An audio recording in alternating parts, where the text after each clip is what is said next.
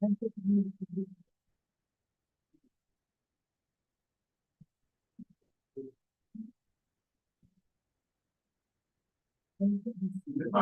around here. Okay, so it's a pleasure to have Sreejith among us today as our colloquial speaker. So Sreejith is a faculty member at IIT Goa, and his research interests are in theoretical computer science. He works primarily on formal methods, logic automata, this complexity, and so he has done his PhD from math science and was also a postdoctoral earlier in other places. So this is the second. So this is the second time we have someone from Goa, in fact, and there is a hidden agenda there. We also expect that sometime we are also going to get Goa. Who is the other person? The Mamal, who is also here. Okay. Okay. So thanks, Sreejith. So yeah, thank you very much. It's been 2013 was the last time I was in TFR. Many of the figures was there at that time. Great. And it's a pleasure to be back in TFR. And thanks everyone for inviting me.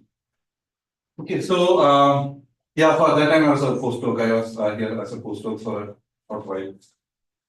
Okay, so yeah, so we'll talk about countable words, and yeah, so let's start. So let's try to understand what countable words are. So in this talk, we will be looking at words.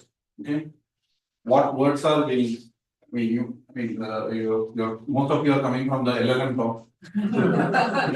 You might have seen words. So yeah, more or less similar. Those are the, but we will be looking at what are called as countable words, like small changes, but more or less it's around the same idea. So we'll be looking at words, and the words will be over a finite alphabet. So most you just keep in mind the letters A and B. Okay, the alphabet size is like 2 would be enough for all of our talk.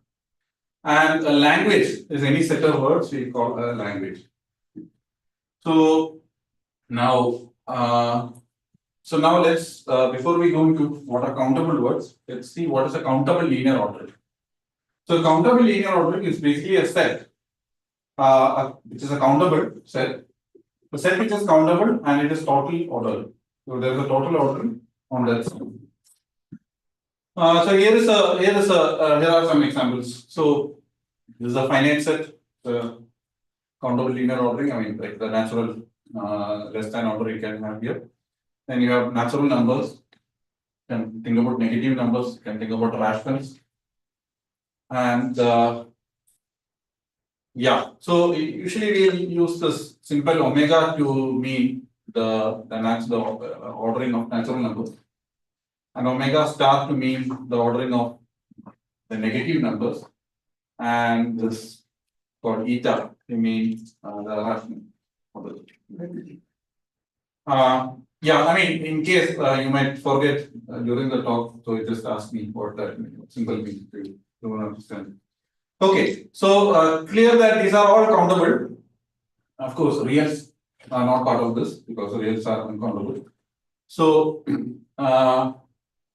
now another way to see a countable linear ordering is it's basically a subordering of the rationals. Subordering means you take those rationals and just pick some points out of that. That is also clearly because rationals is countable. You pick some points out of that. That's also countable.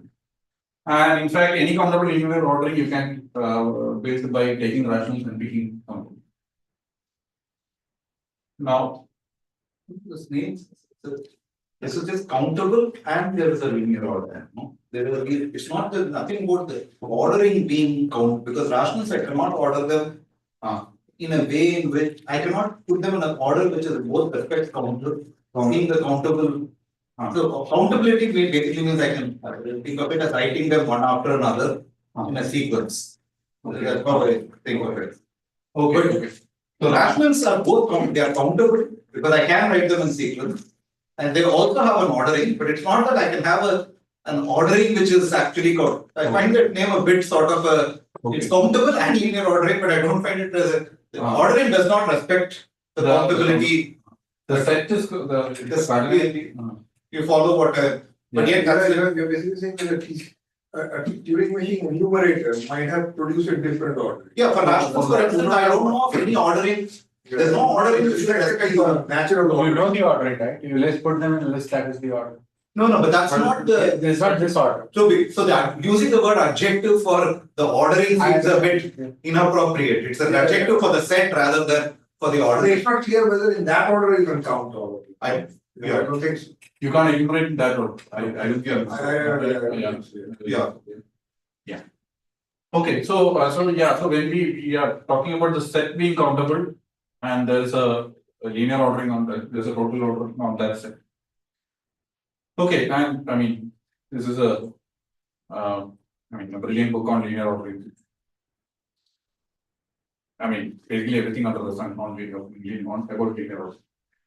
So now, Sreejith, can I ask a question? yeah, So sure. in the previous slide, the last bullet point, when you mean it is a subordering, what do you mean? You mean there's a bijection that preserves the order relation as well? I mean, Yeah, so you take a subset and induce the same less than ordering. the same less than order. Okay. Order preserving morphism. Who is this? Amal. Ramasar, okay. And the answer, Amal Dev also contributing. To Yeah, I mean, I have heard this sound, but I was not able to tell you what it is. Yeah. It's actually not Ramprasad. Yeah. Okay. So now, what's a countable word? So countable word is like you pick a countable ordering, okay, and basically every point is that say you assign it to some letter from that alphabet. So our alphabet, as we said, is a finite set. So you can think of, for example, your finite words. How do you like? That's another way to see finite words. You take the cardinality of the finite word, and then at every point you map every point in that word to some letter. Okay. So every word you can think of it as a map from a linear ordering to sigma. Okay. So this is a countable word. We call it countable word, and so since we are going to deal with countable words, we are just say words. Okay, and this we will usually denote by sigma, a circle. Most of the talk I will not use this, but whenever we use mathematical symbols, it's sometimes appropriate to use. So okay, so sigma circle means basically all countable words. Okay, just like sigma star is all finite words, sigma circle means all countable words. So why don't you use sigma omega? Like Omega is basically omega is this ordering. So if you use sigma omega, it's basically you are talking about. specifically there. Okay. So yeah. Why not sigma to the other point? Yeah. Alif not has a particular ordering. What is the question? As why not use sigma to alif not? Aleph not, okay. But that's a specific ordering, right? Aleph not is a cardinality. It's not an ordering. Okay, it's a cardinality, okay. And the set of all countable ordinals is not countable. The alif not is it's not a countable ordering. Countable cardinality. No, Aleph not is just omega, no? Like you take the cardinal to be the smallest ordinal that is a Like omega. Okay, so then yeah, so I mean this goes about beyond. No, I mean no. Cardinality will be the same, but yeah. Okay. So here are some words which is like this finite word. Is this. And you can think of like omega words are basically you take natural numbers and you have at every point in the natural number you have some letter. You can think about omega star words. But yeah.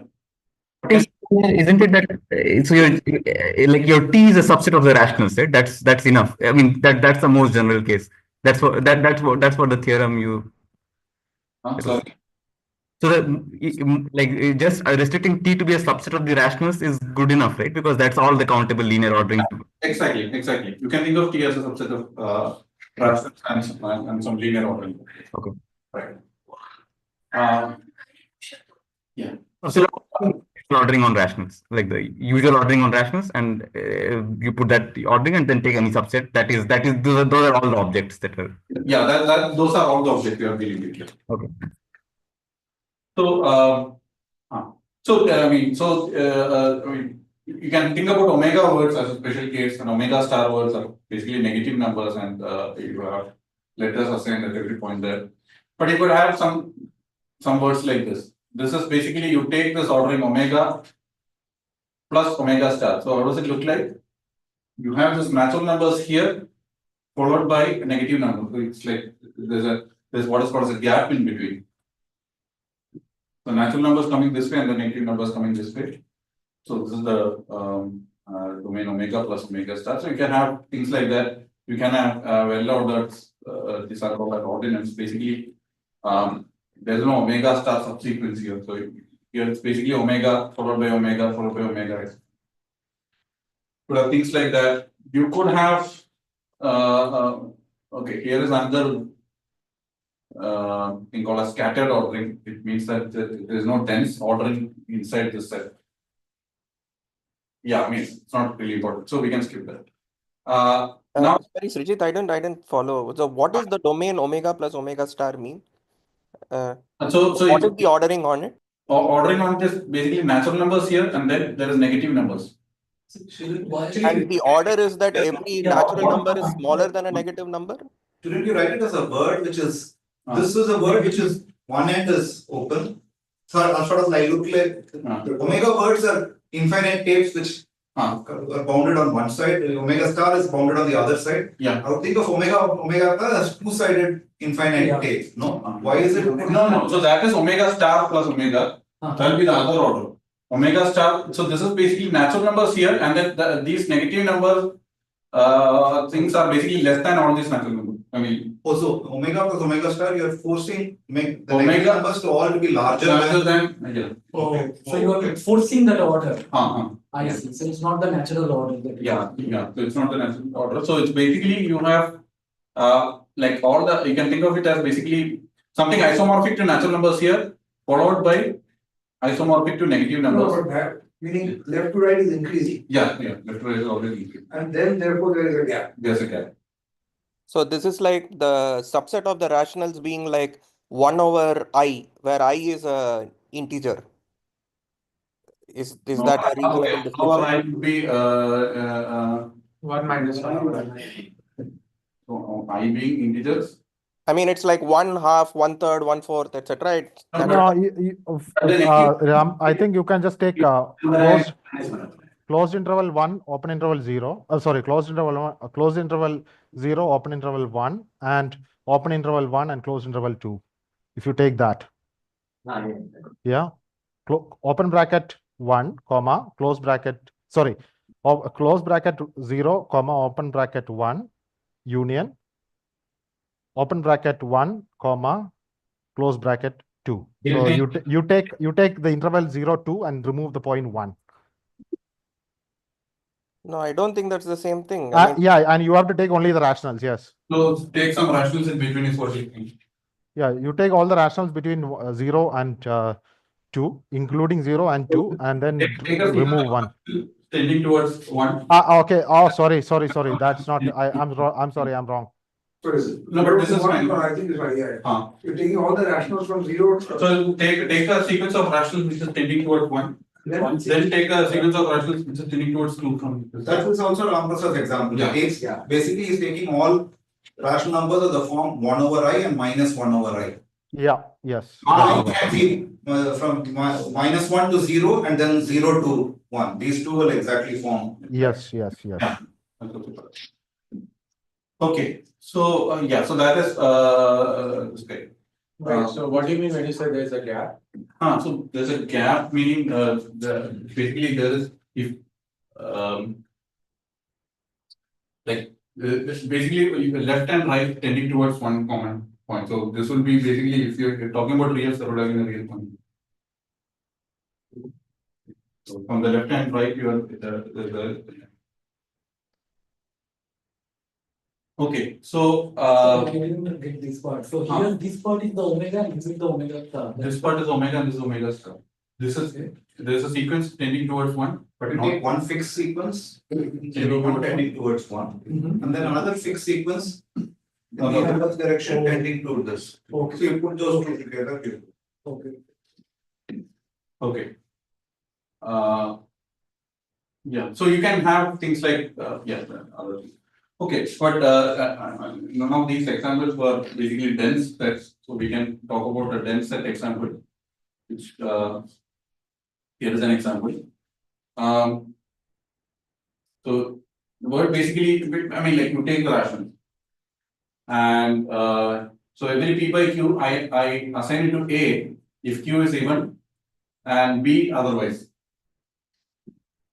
I mean, think of p by q as in the reduced format, reduced form. So p by q, A if q is even and B otherwise. This is clearly you see that between any 2 points there is an A, and between any 2 points there is a B, right? Now it turns out that this is basically if you take any word which satisfies this property that between any 2 points there is an A and between any 2 points there is a B, and there's no left or right endpoints, you're going to get something which is isomorphic to this state. Okay. So What does it mean to be actually? there's a one-to-one mapping from any such word to this word. This exact word.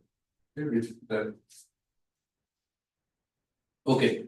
So Isomorphism between what?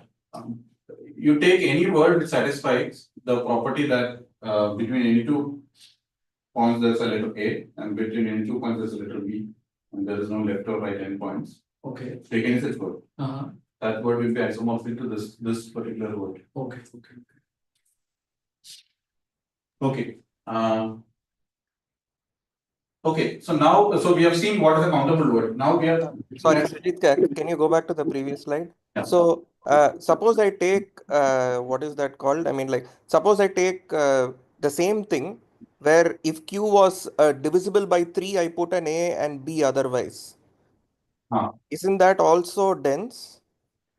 Q is, you mean? A multiple of three.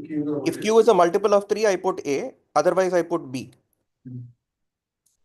Yeah, it should be. So then what is the isomorphism from that to this? I mean.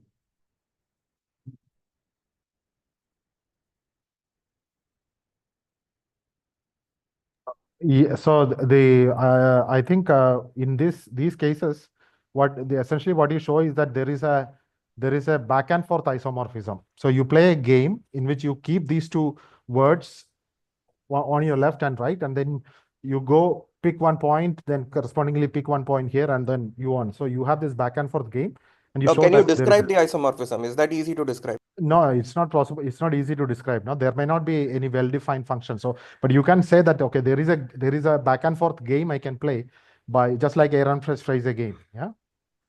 So whenever I pick an A here, I have to pick another A on the right hand side, and whenever I pick a B or A on the right hand side, I have to pick an A here. So is that everything in between? So far, all the moves are preserving order. I mean, the game that is talking about back and forth is for a finite number of rounds, or No. You have to go till omega rounds because it's a countable.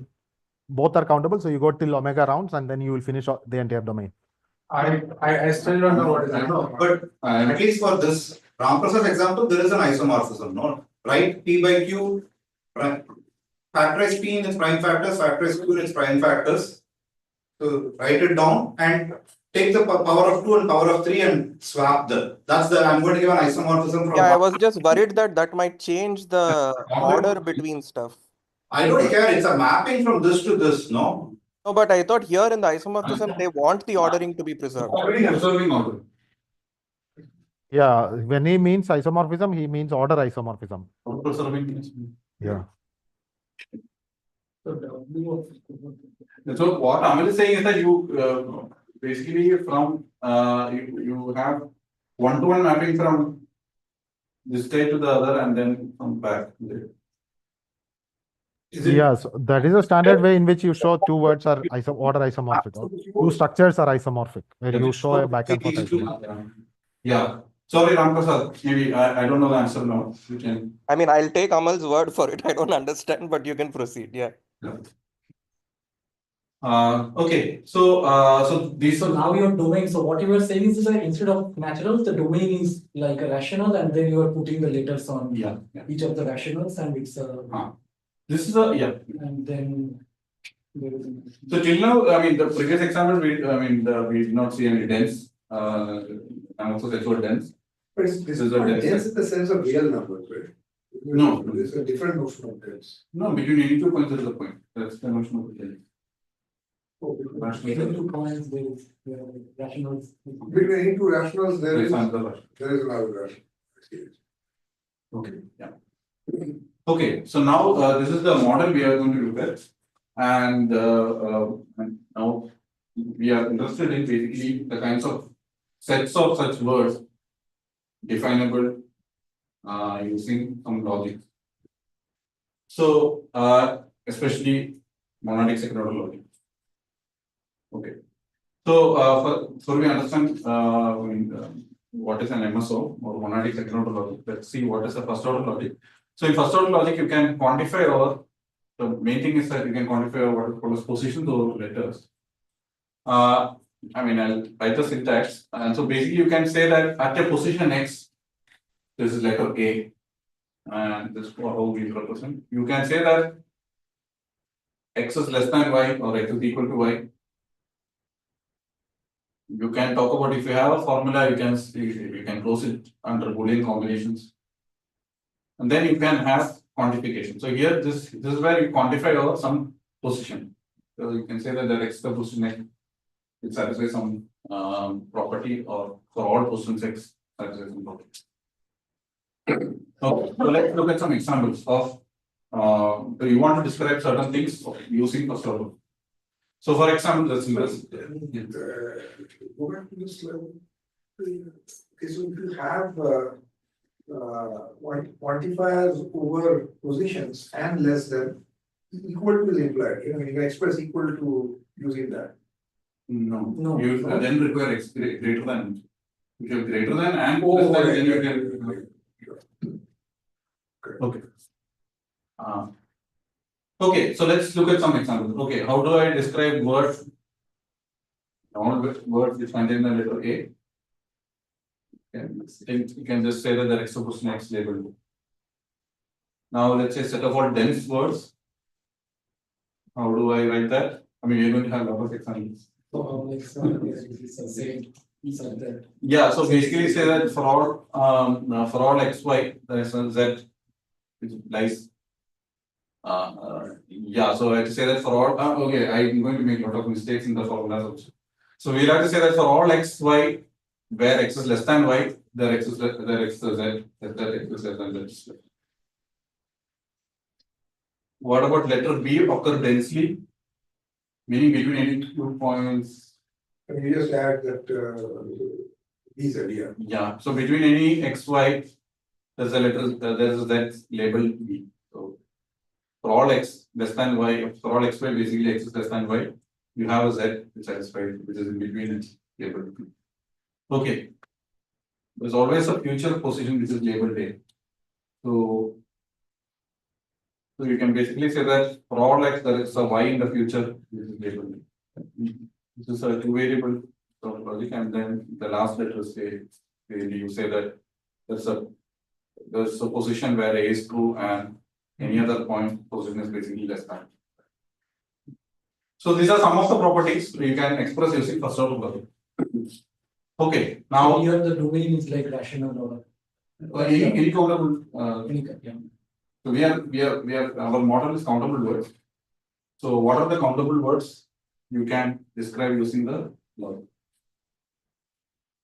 I mean, for arbitrary countable, the dense thing may not be true, right? No, so we are asking, give me the formula which will be true on all dense words. Okay. So the formula should be true on all dense words, but false on all words which are not dense. Now, okay, so now we are going to monadic second order logic. mean, it's okay, no need to see the title. The title will be. So if you can. I mean, That's your intention is being done. yeah, Hide, hide the man was really. Ah, So just so in this thing, so when you write down the formula, the model for it will be a countable linear ordering along with a word, right? Like along with a function from t to omega, which satisfies the formula. So that is what. So so you have now a linear ordering. yeah. And mapping. Yes. So that is when, so that is what we'll call a model for the formula. But are you looking for one model, or you're saying that it should be true in all? That's not so. So you're looking for like whether there's a model that satisfies the word. That's the kind of question that is being asked. Yeah. Okay. Whether there's a modular. No. Whether a formula, whether there's So given a formula, we Yeah. want to basically answer what are the kind of words this formula accepts or. You want to characterize all the models in which that all the models for which the formula. So all pairs of t. So the countable linear ordering and the function from the t to sigma for which the formula is true. So that's the question.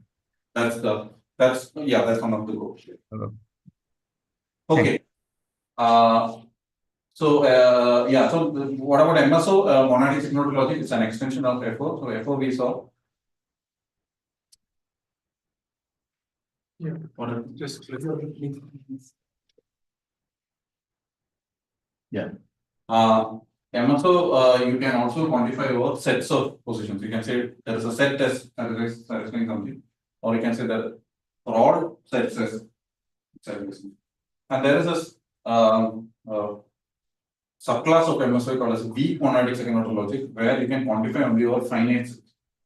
So you can say that it's the finite set test which satisfies something, or for all finite sets you can. Okay. What is SO and what is monadic second order logic. No, So second order logic, this is a and monadic means you can quantify over sets. Second order logic you could quantify over relations. Okay. And arity, so basically any arity. So here you can quantify only over arity one relation. That's one. Don't we also need X is in S?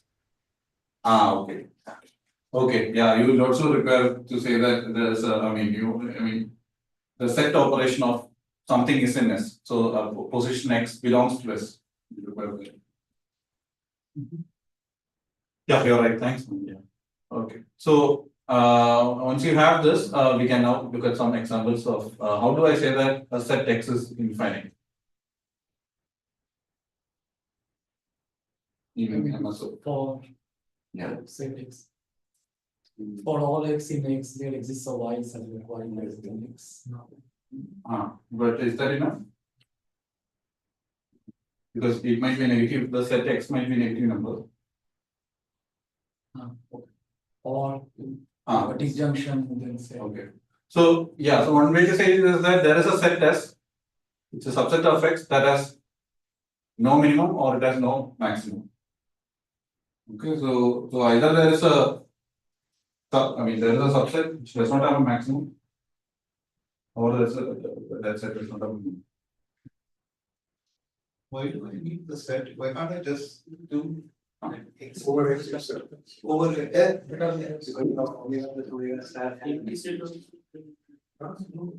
No, what is it you want to say? I mean, what is this? because omega plus omega star has. No, but then the ordering was. Why omega plus omega star did not have a. No, but it doesn't. There is no subset which the full set does not have a maximum or a minimum. No, I thought omega star, the ordering changed, right? Where is the maximum? Omega star. There's an example on the board. So the full set, this set does not have a maximum or a minimum. Because this set has a minimum 0 and a maximum 3, but this is still infinite. It has a maximum and a minimum, but it's still infinite. There is a subset. There is a subset. So this is saying It is not. Yeah. so its set is infinite. If there is a subset, it does not have a maximum. Or a minimum. Yeah, or a subset it does not have a maximum, or it does not have a minimum. Why, what, sorry, I missed. Why do you need the S, that thing, the capital S, the subset in terms of? Or what else you want? So you want to say that X does not have a maximum or X? Yeah. Here's an example. This has a maximum, this has a minimum, and this has a maximum. This is still infinite. Right? Okay. So I understand one of it. The set S has no maximum, no minimum, possibly the set X is infinite, but what do you see the other, now that you have, now if X is infinite, is it clear that It there has must be a set S which has this has this property? Yeah, map to the. Isn't the definition infinite in axiom of, I mean, say, in ZFC is defined as function which has no injection, no? I mean, function that has an injection to itself. This is the definition of infinite, no? So infinity means the cardinality mapping to natural numbers. There is Yeah, so that's the smallest cardinality, but that is infinite. But yeah, that's exactly what you're saying. And any set that contains an infinite set is an infinite set. okay. So, okay, so set is finite is clearly a negation of the above statement. What about infinitely many B? Can we express this in weak MSO? Weak MSO means you can only quantify over finite sets. Yeah, for every finite set there exists X not in X with Vx. Yeah. Yeah. So for all finite set S, there is a point X which is basically outside S, and it has a B. So no matter which finite set S you take, you will not be able to cover B. B equals. Okay. So set of all finite words you can similarly say clearly, and I mean just like I mean you know how to do infinitely many B, you can basically do some combinations of this. You can do set of all finite words. There's a subordinate with an omega sequence of A. The same thing. So there is a, so the word has basically an omega sequence of A's ligands. So I can write it in MSO. I can say that there is a set S. And then that set I have to say that that set is like an aspect number. You say that like after every point there's a point. And so you talk like that and you can say.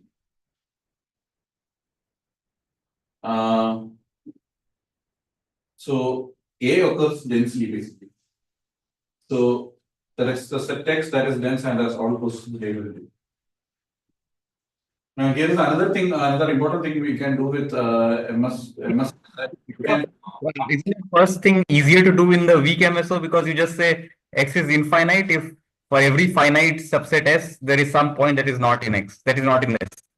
which one are you talking about? The very first one that you wrote down, isn't that easier to write down in the weaker version? I mean, what do you call it, the weaker version? Yeah, it's easier No, to say. I think, okay, I may be wrong, but I think he's saying the first two to prove that it is actually weaker.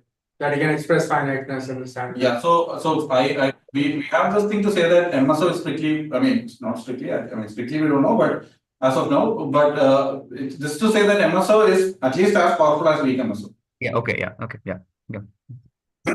Because MSO can now talk about finiteness and at least as powerful as weak MSO due to this.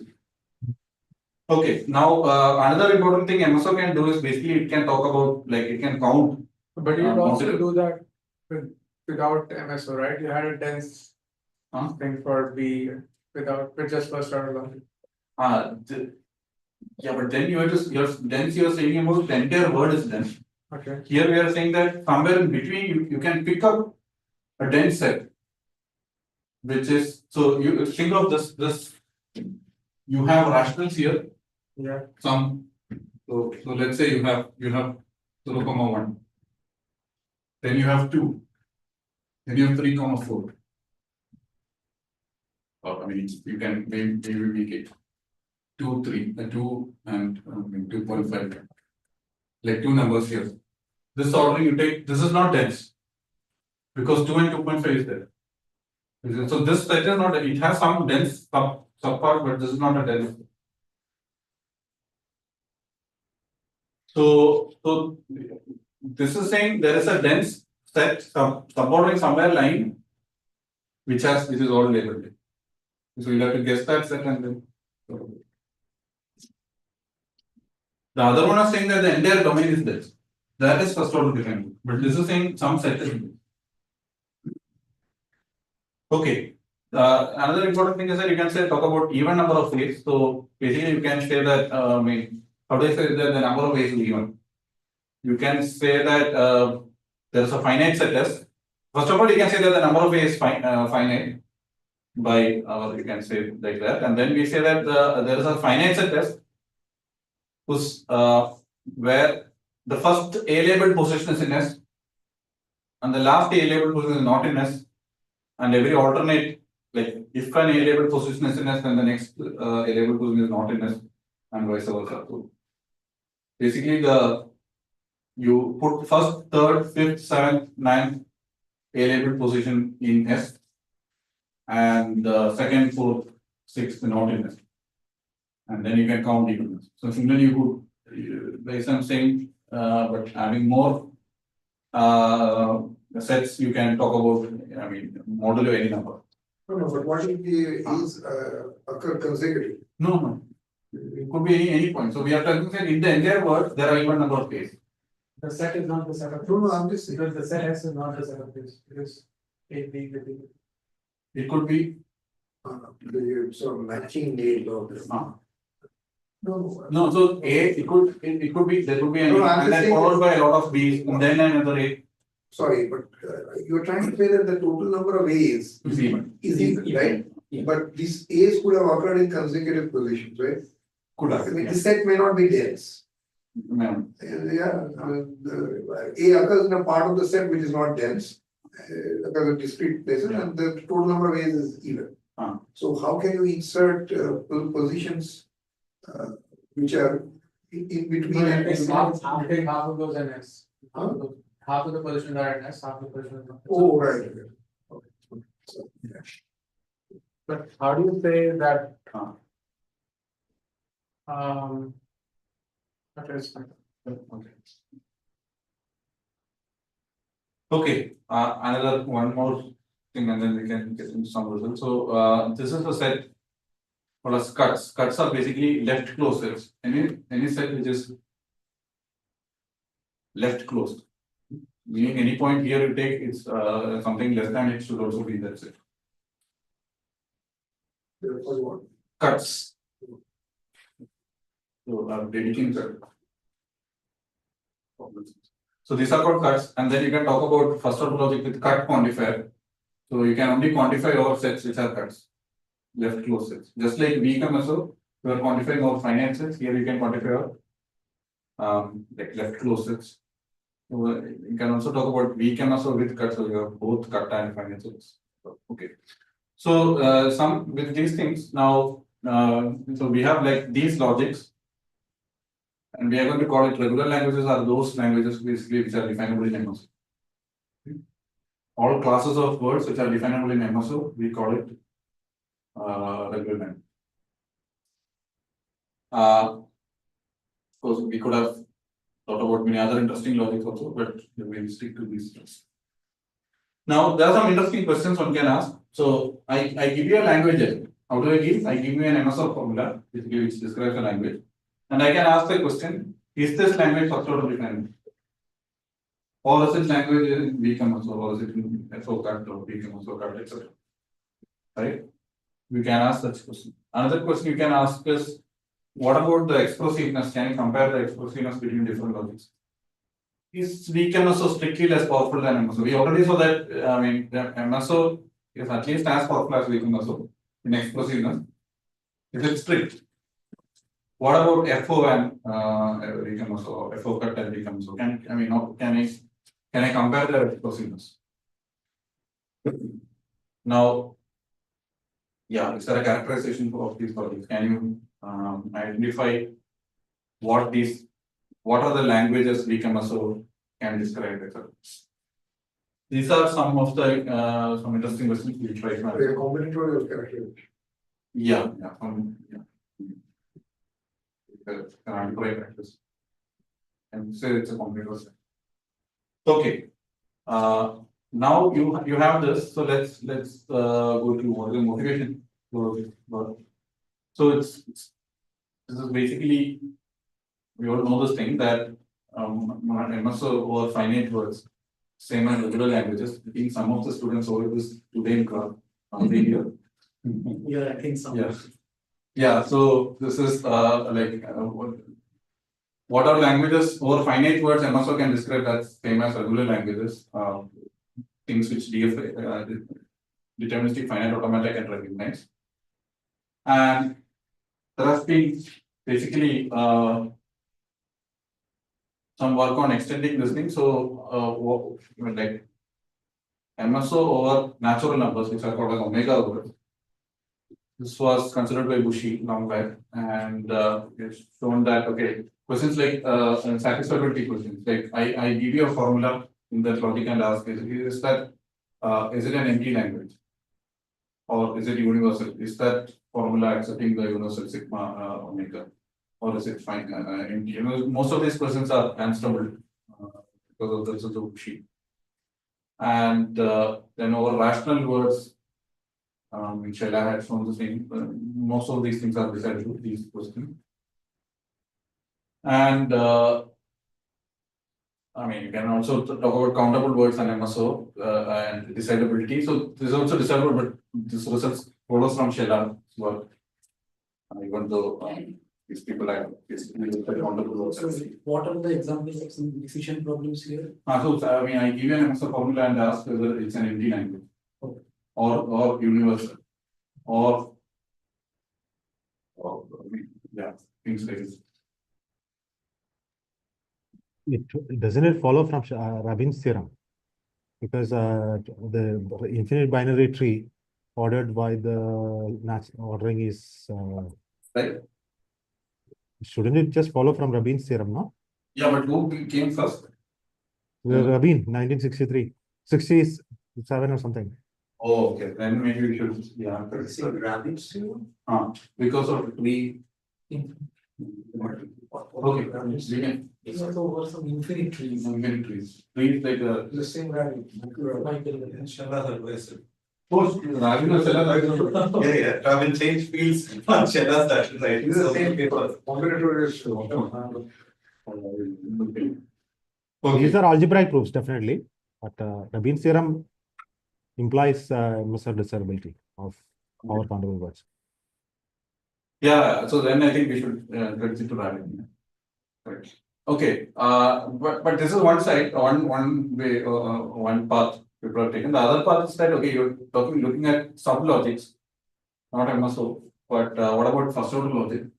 So famous result here is that by Schutzenberger is that the languages you can define. Finite words, right?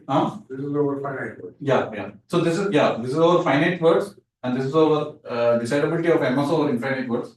This is about sublogics over finite words, and questions like first order logic is there is a characterization, regular expression characterization, and then there is a algebraic characterization for the languages definable using first order logic, and then there's a host of work, lot of work on this area for characterizing many other logics in over finite words. So our this work is basically okay. Can you characterize many of these all the sublogics when you're looking at over countable? So what is the thing that Amal was saying? Which So Amal was saying this MSO less than this decidability is coming from trees. Rationals, you can see it. Because you take an infinite binary tree, there is an ordering on the infinite binary tree of its nodes, which is dense and without endpoints. You just say that I don't know, like x and y, x is less than y if x either y is a predecessor of x, or x and y are in different subtrees, and x is on the left subtree and y is on the right subtree. That's a countable dense linear ordering without endpoints. And that by Cantor's theorem, there is only one countable dense linear ordering without endpoints. So any result on trees is transferable to countable linear orderings. That is a corollary of Rabin's theorem. So, yeah. So now, okay. So now this is our, we want to characterize this guy. So now, this is there's an algebra for finite words, there's an algebra called monoids to characterize this. Here we have what are called as home monoids, and we won't go much details. Algebra is already so yeah. So an homonoid is basically a set term equipped with a product pi, and that pi satisfies what is called as generalized associativity. Okay, so we know associativity is something like this: a dot b dot c is same as a dot b dot c, and generalized associativity is here we are dealing with an infinite word, right? So generalized associativity is like this: you take an infinite word. Generalized associativity says that whichever way you bracket it and compute the product, you are going to end up with the same value. Okay. So that's the informal definition of generalized associativity. Okay. No matter which way you bracket it, you're going to end up with the same product. One catch, there can be the depth of bracketing can't be infinite. There has to be the depth of bracketing should be infinite. So whichever way you bracket it that way, the value you compute should be the same. That's a generalized associativity. So a homonoid is something basically a set with, attached to it a product pi which satisfies generalized associativity. Now let's look at some. Okay, so here is a the thing. What is a finite homonoid is basically MS finite. Okay, the set MS finite. Even though the set term is finite, but it does not mean that the pi is finite, right? Because pi is basically talking about generalized associativity. It's not clear whether pi is there's a finite description for pi. Okay, so here's an example. So pi is the map from the words to this countable words over M to M. You take it's given sort of infinite particulars. yeah. Okay, so there's a so that's why we don't know whether there is a finite description for pi. Okay. Now here is an example.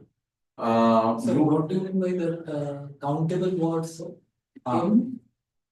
look at all countable words over M. So see, in fact, you want to do this product, right? So I mean these parts also here. See, I mean. So if it is this associativity, if it is associativity over a monoid, these are all monoid elements, right? Yeah. And you are computing so you basically you take a word over monoid elements and you can, whichever way you bracket it and you can compute the product. You're going to end up with the same. But here you are dealing with an infinite guy. So here you take any countable word over M, and then you want to compute its product. No matter which way you bracket it and compute its product, you're going to end up with the same. Okay.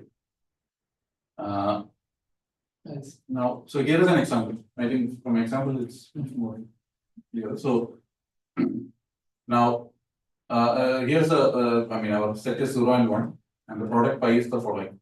So you take any word over 0 and 1, pi of u, I say it is 1 if u has 0 and 0 otherwise. Okay. If there is some 0 inside u, I am going to map it to 1, otherwise I am mapping it to 0. It is sort of the other way. You have no zero. Sorry, you have no 0. Yeah. Sorry, that's correct. Sorry. You have no 0 here. So yeah. You map it to 1 if it has no 0, and if it has some 0 is like a 0 element. You basically absorb it and it's kind of easy to show that this pi satisfies the generalized associativity. We won't go into that, but you can take my word that this pi satisfies the generalized associativity. Okay. Now, what can this guy do? This object. So consider a map from AB to U1 as follows. H of A I map to 0 and H of B I map to 1. So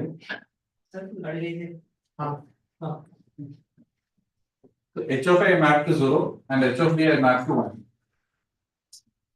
Now you can take anywhere.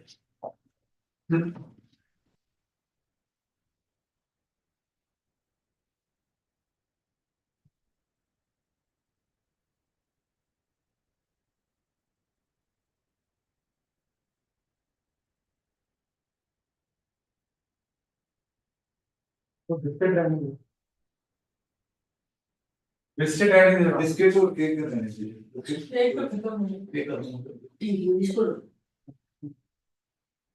Tray ले जाइए उसको वहां पे रखिए. Okay.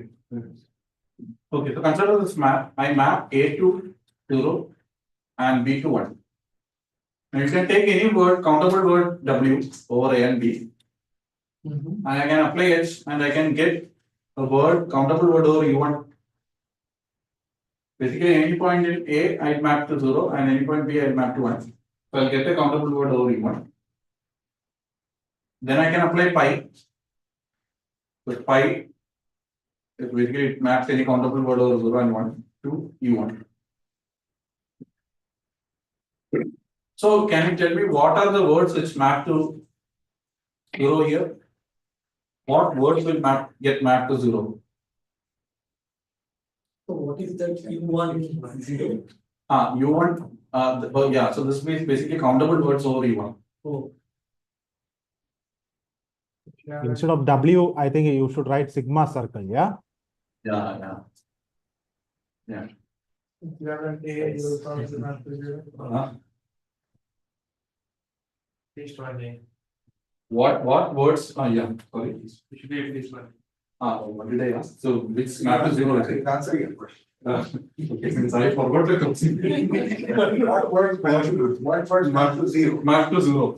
Yeah, so what words map to 0 here? So I mean, like clearly, I mean, you will read 0 here if there was a 0 here, and there would have been a 0 here if it were mapped from A, right? So now therefore, like h of w, pi of h of w is basically 1 if w has only b's and 0 if w has at least 1. So you can then take its inverse and basically pi inverse of h inverse of pi inverse will give me all words with at least 1. So this is the notion of acceptance. So this way this is a notion of acceptance by homomorphism. Okay. So you can talk about sets accepted by an homomorphism. Clear? Okay, here's one more example. so roughly 10 minutes. Yeah. Now I will just say the result. I think it's better to get comfortable. You're about to state your result. Yeah. We have like 10 more minutes, no? Yeah. 5 more minutes of work and then last time we will state the result. So yeah, so now one more example. I think this is 0 and 1. So it's mapped to 1. If U consists only 1, it's mapped to M. U has finitely many M, but not 0. Okay. And if it's infinitely many M, it goes to 0, or if it has 0, it goes to 0. Okay. Clear? So this is my pi. And now you can see what so here is what HA is mapped to M and HP is mapped to 1. What would you get here? What will get mapped to, let's say, 0?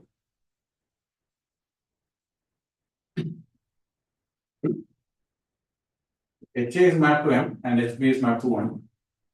What guys will get mapped to 0 here?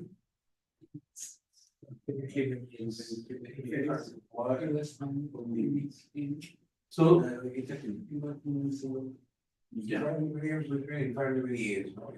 yeah. So if this has to be 0, there has to be like, so basically this has to happen. So this has to happen, then there has to be infinitely many M's. Infinitely many M has to happen means there are infinite many A's. Right? So now you can do this thing and say that this is 0, right? So the other way is it? Maybe I'm wrong there. I make a lot of mistakes. So I think you are correct. So this is infinitely many A's was correct, right? Yeah. This would have been one by M, I guess. Okay. So this is so finite. I mean, like finitely many A's and infinitely many A's can be recognized by this homomorphic. Okay. Now we have this and now the thing is that by this paper, Carton, Kulkumbe and Fukis, they showed that a set of countable words is definable in MSO if and only if it is accepted by a finite homomorph. By this acceptance notion, if a language is accepted by a finite homomorph, that language is definable in MSO. So now can I answer? So now to answer questions like emptiness of MSO is decidable. To argue that, they also showed that there is a finite description of pi. So pi we said is an infinite guide. So there's a finite way you can represent pi.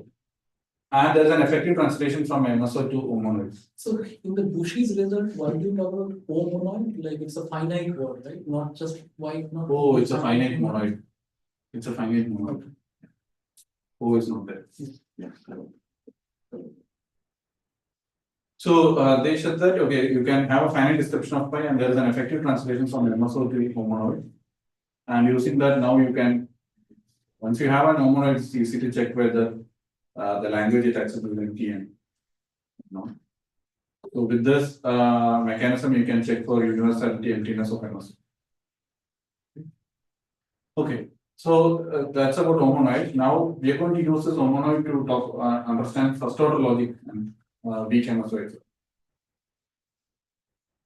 Can you go back, sir? Just to... So this emptiness universality is decidable. So could you say a bit more? How? Okay. I have an MSO formula.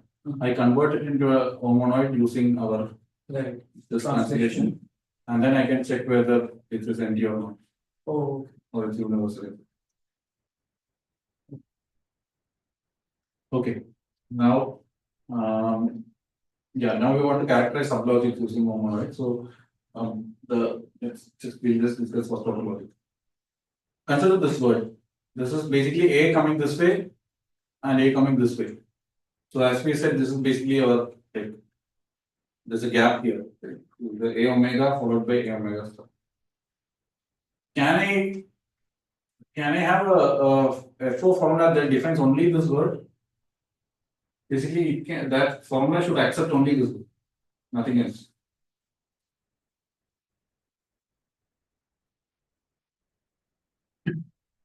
Meaning at every position there is an A. Right? So that is clearly you can say that every position is an A. Yeah, but that does not, but there are many other words of that form. Now you have to say that it basically A comes like this, like A tends like this, and then A tends backwards also. And there is basically like a gap here. So you don't have access to that gap. You can't quantify our gaps, right? So okay. So it's So it's actually it's not possible. So you can show that this structure is FO equivalent to a long finite sequence of phase. So that long is dependent on, so you say that any FO formula can basically recognize this word. You take that FO formula and basically take that formula depth is D or something like that. You take this long finite to be something like 2 raised to D. Then you get fooled. Yeah, you get fooled. You will not be able to separate these. So you can, it's a standard argument in basically in logic 2, something called as EF case. I think you have to take this course on descriptive complexity of what is the finite molecule. You might be teaching EF things there. Yeah, so there, I think so. There's a standard way logic way to show this fact, okay, that this is equivalent. And we can then extend this to any word. So it's not just A to omega, you can extend this to any word x raised to omega star is FA equivalent to a long sequence of x's. If this forms an equation, So set of countable words is definable in F4. So if this set is definable in F4, then it implies there is a finite, there's a finite I such that x omega star is equal to x. So this means that any word you like plug in for x, this will be true. Okay. That F4 cannot, that F4 formula will not separate these two. Either it accepts both or it rejects both. Okay. So but this is the only one-sided implication. So this also shows that F4 cannot express finite, right? Because this is a finite set, this is an infinite set. I mean infinite word, and it cannot separate these. So F4 cannot separate express finite. However, the above equation is not enough to capture F4. There are other things also F4 cannot be. And so our work is basically we have a set of equations here, and we can capture the entire F4. I mean, so if a language satisfies all these properties, all these equations, then it is F4 definable. And if the first and the fourth and the fifth are satisfied by language, then it's F4 cut definable. And we can also these last three, and we can also cut these last three. So we can show this. And okay, now is it clear? I mean, this is. I mean, so basically there are a bunch of equations one can come up with, and they completely characterize these logic. If you have a finite number, yeah. Okay, so now how do these get mapped to? What is SS in that previous thing? What is SS? Yeah, so I mean, I think we'll take it offline. It's little. Okay. Okay. That's why I just right. And is decidability? Okay. Characterization is We effective. will just come. Yeah, we'll just come to it. Okay, so now we can plug in the ideas about homonoid here. So we know that any regular language is homonoid. I mean, it's accepted by an homonoid, right? So I mean, consider F4. So F4 definable language also satisfies some set of equations also. Now, hence the homonoids for F4 also should satisfy the same set of equations. Because any point in an homonoid is basically a mapping from a word to, and any element in an homonoid is basically a mapping from a word to that monoid element, right? Now, if the word satisfies that equation, then the monoid element also will satisfy that equation. Okay, and you have only finitely many monoid elements, right? So now we can answer this question. We can answer whether the language is F4. How?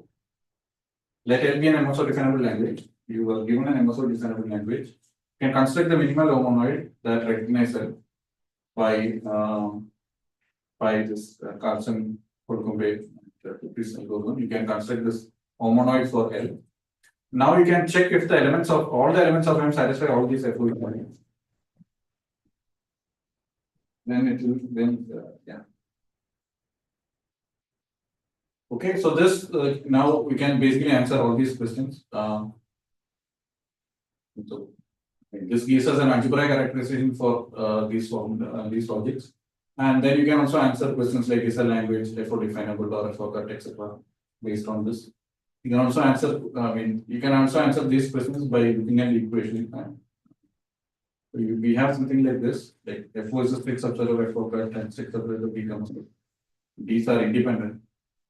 And so cut is strict subset of becomes so cut. I mean, there are some other logics also which but we have characteristics for them. Okay. Yeah. So I will skip the proof, but then there are some other work on these things. So that is manual, right? Instead of manual. I should not say that. We'll skip that. Okay. So yeah. It's the same person. Yeah. Yeah. So you can also talk about regular expressions, but I think time we can skip this thing. And anyways, not published also. So some summary of what we discussed is basically I mean, there are some, like regular languages or countable words as which characterizations you can talk about. There are a lot of combinatorial properties you can talk about there. Of course, there are many unanswered questions. So many other logics one can study, and there is a lot of algebraic work one can do with homologies. And about temporal logics, I have no idea, but someone suggested in one of the talks whether we can use it for any applications or anyone working in this thing can try it. And of course, also there is, I mean, a regular expression which is equivalent to MSO. I don't know the answer to this. And, this is open, and then also going beyond countable words. If you are in reals, you can't do things because the reals everything becomes undecidable. And so, but there are some other uncountable settings where things are decidable. So, if anyone interested can look at that. So some of the future. Thank you. Any questions?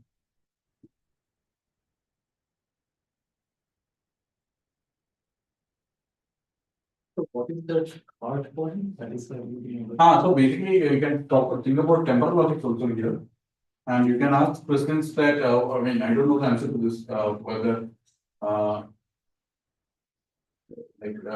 these decidability, I mean, questions over the temporal logics over countable words. And I am asking, I give you a formula, and I am asking you, is it empty? And there are other nice subclasses also of temporal logics, and I don't know the answer. And the So decomposition. free space complete, I don't know. And in finite words, it's and omega words, these are free space. Free space complete problems. But here I don't know.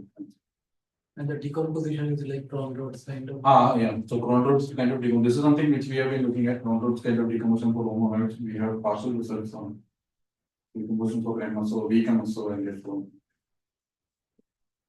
I mean, actually not for weak MSO, but some subclass of it. Okay, thank you. No other questions left.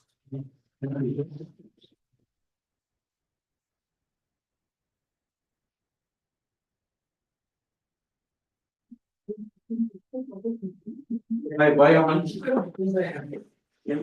Bye, thank you. Thank you. Became a manual.